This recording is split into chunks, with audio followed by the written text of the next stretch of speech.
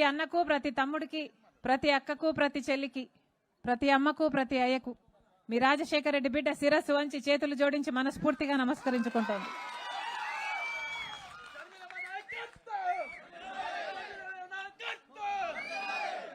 రాజశేఖర రెడ్డి గారు ప్రజానాయకుడు. రాజశేఖర రెడ్డి గారు 5 సంవత్సరాలు మాత్రమే ముఖ్యమంత్రిగా ఉన్నారు. కానీ 5 సంవత్సరాలలో ప్రజలకు ఏమి కావాలి అని ప్రజల నాడి కనుక్కొని మరి పథకాలను రూపొందించి ఆ పథకాలను బ్రహ్మాండంగా అమలు చేశాడు రాజశేఖర రెడ్డి గారు. ఆరోగ్యశ్రీ అయితేనేమి, ఫీజు రీయింబర్స్మెంట్ అయితేనేమి, పావలా వడ్డీకే రుణాలు అయితేనేమి, లేక అమ్మ మీరు మాట్లాడకూడదు, లేక 46 లక్షల మందికి ఇల్లులు కట్టడం అయితేనేమి, లేక రైతులకి అండగా నిలబడ్డం అయితేనేమి, రాజశేఖర రెడ్డి గారికి ఎవరూ సాటి కాదు. రైతులనైతే రాజులు చేసిన వాడు రాజశేఖర రెడ్డి గారు.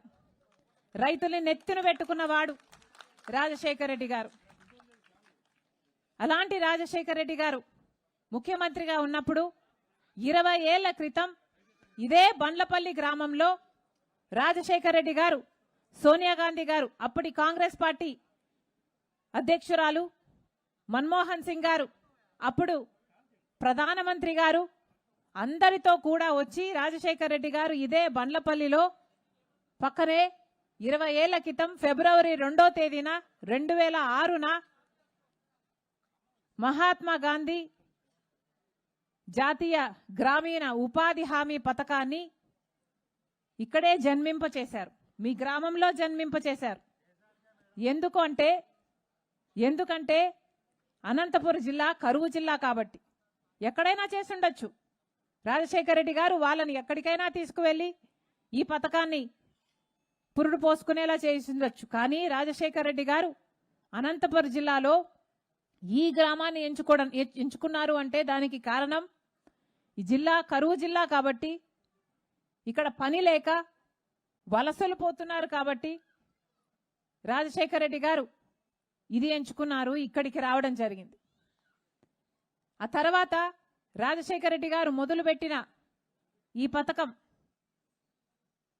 దేశమంతా ఆ 5 ఏళ్లలో బ్రహ్మాండంగా అమలు చేయడం జరిగింది. ఆ తర్వాత ఒక 5 ఏళ్లు కూడా కాంగ్రెస్ పార్టీ అధికారంలో ఉంది, బ్రహ్మాండంగా అమలు చేయడం జరిగింది. కానీ గత 10 ఏళ్లగా ఉపాధి హామీ పథకం అంటే కరువు పని ఎంత ఘోరంగా తయారయ్యిందంటే ఈ రోజుటికి కనీసం చేసిన పనికి కూడా డబ్బులు ఇప్పించుకోలేని దిక్కుమాలిన స్థితికి ఈ పథకం దిగజారిపోయింది. కనీసం పని చేస్తే ఈ పని చేశాము, మాకు ఇంత రావాలి, ఇంతే వస్తుంది అని ఎవరినైనా అడుగుదాము అంటే కూడా దిక్కులేని పరిస్థితి ఈరోజు ఉంది. ఆ రోజుల్లో ఆటో ఛార్జీలు ఇచ్చి, మజ్జిగిచ్చి, ఆడవాళ్లకు సైతం సమాన వేతనం ఉండాలని రాజశేఖర రెడ్డి గారు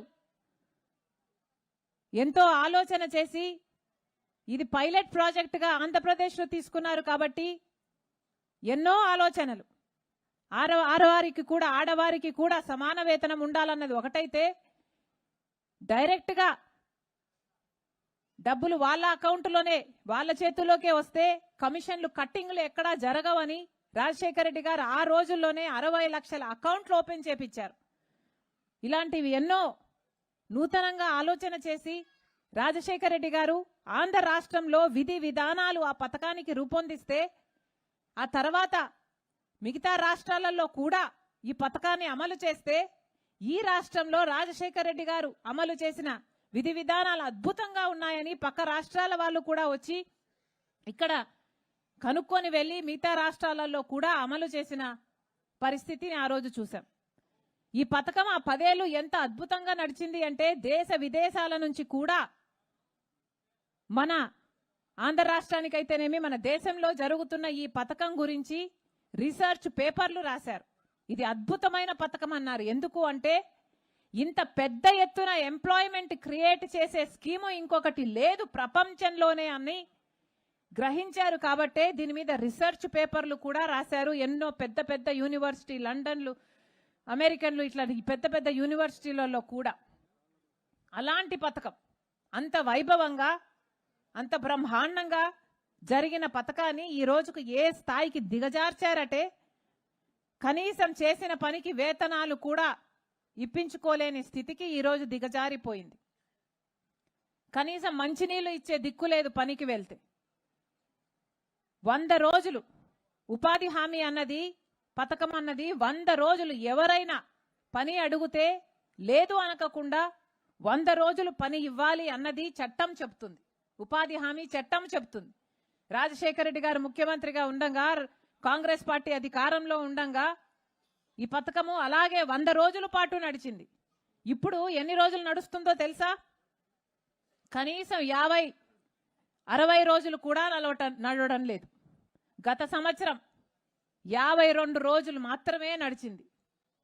అంటే ఏ ఒక్క కుటుంబము కూడా 100 రోజులు పని ఏ ఒక్క కుటుంబానికి కూడా ఇవ్వలేదు. యావరేజ్ మీద తీసుకుంటే కేవలం 52 రోజులు మాత్రమే సంవత్సరంలో పని ఇచ్చారు పాలకులు. అంతకుమించి డబ్బులు ఇవ్వలేదు కాబట్టి పని లేదు అని పంపేశారు.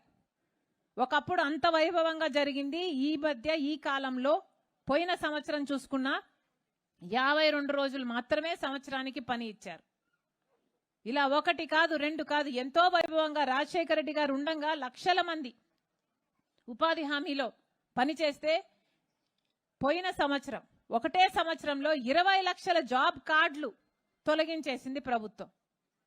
20 లక్షల జాబ్ కార్డులు అంటే పేదవాడు పని చేసుకోకూడదన్నమాట. ఎందుకంటే పేదవాడు పని చేస్తే వాడికి మళ్ళీ డబ్బులు ఇవ్వాలి కాబట్టి. ఇది వరకైతే చట్టంలో 100% కేంద్రమే పెట్టుకోవాలి. ఉపాధి హామీ బడ్జెట్ మొత్తం కేంద్రం పెట్టుకోవాలి అన్నది చట్టం అయితే, ఇప్పుడు బీజేపీ పార్టీ కొత్త చట్టం తెస్తుందట. ఆ చట్టం విబి గ్రామ్ అంటారట. ఆ చట్టంలో రాష్ట్రం కూడా 40% పెట్టుకోవాలట, కేంద్రం 60% మాత్రమే పెట్టుకుంటుందట. మన రాష్ట్రం ఉపాధి హామీకి డబ్బులు పెట్టుకునే స్థితిలో ఉందా? ఇప్పటికే మన రాష్ట్రంలో జీతాలు ఇవ్వడానికి కూడా, ప్రభుత్వంలో పనిచేస్తున్న వారికి జీతాలు ఇవ్వడానికి కూడా డబ్బులు లేవు. జగన్మోహన్ రెడ్డి గారు యథేచ్ఛగా అప్పులు చేశారు. చంద్రబాబు గారు యథేచ్ఛగా అప్పులు చేస్తున్నారు. ఇప్పటికే మన రాష్ట్రం మీద